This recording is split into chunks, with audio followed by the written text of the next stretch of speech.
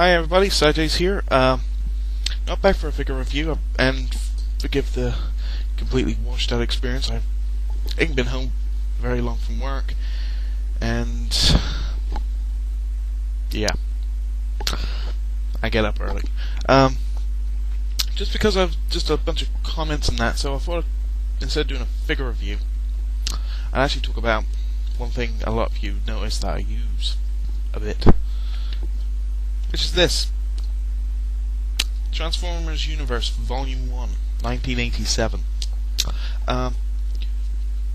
This is written by Bob Bodansky, and it's illustrated by Ian Atkin. And both these people both worked at Marvel. And what this basically is as the Transformer by like 1984, 1985, just the run up really to the movie in general. Of course, this was Hot Topic. So basically, Marvel actually released a 4-part special edition called the Transformers Universe. And basically, inside there you had full color actual character photos. You also had full lists of bioinformation, special abilities, weapons, weaknesses, absolutely everything you can think of. And the thing it was limited edition. It sold out very, very quickly. Well, because it did so well, and also just because after the animated movie came out, Marvel decided, let's re-release it. So they released it as one hard copy. And like I said, all of the pictures you're seeing here on him, on the front cover, these are all from the original actual Marvel character sheets. So you got Predaking, Megatron, Cosmos. There is a couple of anomalies in the book. Sorry, my cat will not sit straight today. A couple of anomalies in the book, such as you've got pictured up here is the Microbot Pipes. He isn't actually listed. I don't know if it was just an oversight, but he isn't actually listed. Well, inside here, you've got the entire list of characters. By the way, this is probably going to be really, really boring, so if you tuned out already, I just thought, give you something a bit different today. Inside you got the bio by Jim Salicrup, who actually wrote the script for issues 4 to 9 of the first ever line of Transformer comics, which is pretty cool.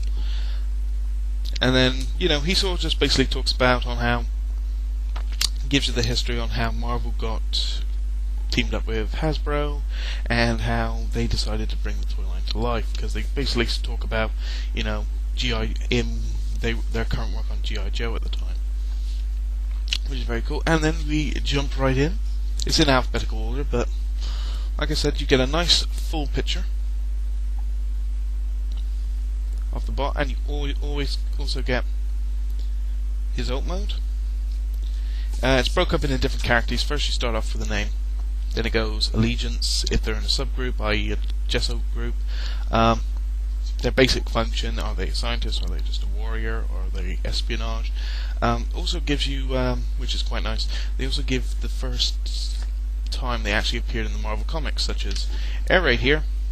Actually, the first time you see him is in issue 21. And it also includes his favorite quote, profile, his abilities, and then his weaknesses. And like I said, a very, very nice book. I've had this since I was a kid. I actually had 2 copies.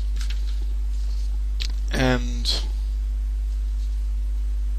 like I said, you can see how some of the figures have evolved. How they've become bigger, more than they originally was. I think Jazz, for some reason, is the only one in this book that has this. But it actually also shows his Cybertronian mode, which is something you did see in the cartoon pilot episode, Mormon Meets the Eye, which again, very nice touch. Megatron. Metroplex gets a couple of pages dedicated to him. He's actually one of the only two that actually get that much information about him. Of course, the biggest one is Optimus. Optimus gets a big double-page spread. It's very, very cool. And the good thing is, as you get to the back, skids. Sorry, it's just since I got that figure and did the review of him, he's still sitting here. I don't know why, but this figure is really, really grown on me very, very quickly. You know. And when you get to the back here, after Wind Charger, it then goes and does the movie. And it actually includes characters you never actually realized, such as it's got Arbless, who we saw in the movie. And it also shows he had an alt mode. And, you know, very nice RC picture.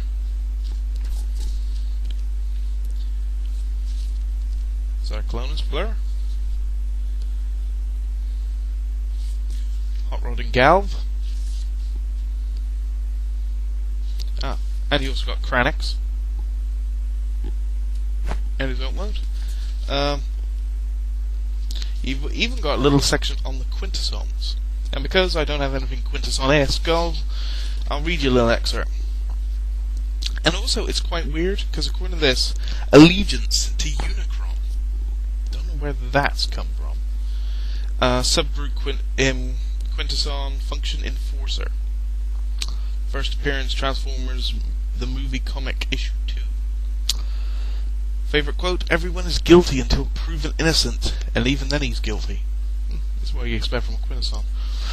Profile, as cruel as a weasel toying with its prey, and as persistent as a bloodhound on the trail of a fugitive. The Quintessons are the merciless enforcers of Unicron's will.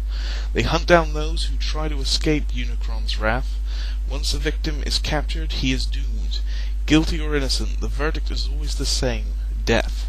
Quintessons are composed of guards, gatekeepers, and one 5-headed judge. The Quintessons are cruel masters of the endless legions of Sharkticons, which carry out the Quintessons' verdict.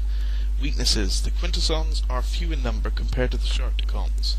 Deathly afraid of them, for if the Sharkticons should revolt, there is nothing the Quintessons can do to actually stop them. So, considering this is 1987, this is before a lot of the basic Transformers lore was set. Especially if you consider in Season 3 of Transformers, the animated series. I'm talking about the original G1 series, not Transformers anime. I know you're following me anyway. The Quintessons are actually the creators of the Transformers. But, like I said, for 1987, this would have just been the basic idea on what Marvel was actually thinking their function was. You know, so I thought I'd read you that out. Rodimus. Nothing against him. Nothing against him. I just don't really like the guy. But yeah, that's basically it. Unicron I'll save. Won't read you him yet. But, oh, and it's also got a nice, for the last page, it's got a very nice Retgar, and plus also a couple of the Junkions on here as well.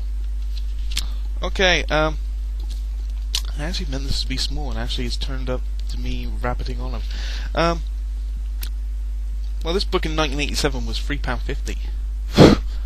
I looked on eBay for him today, just before I came on here, and I saw one for $29.99. Buy it now. So in dollars, you're talking about $50, or about $55. So this thing ain't exactly gone cheap. I did have 2 copies of this, but I sent one off to a friend recently.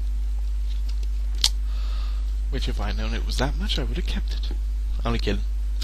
Okay, so this is Cy J's. Hoping you have a good day, good evening, whatever the time it is. Make sure you're having a good one, and I'll see you in a Transformers review.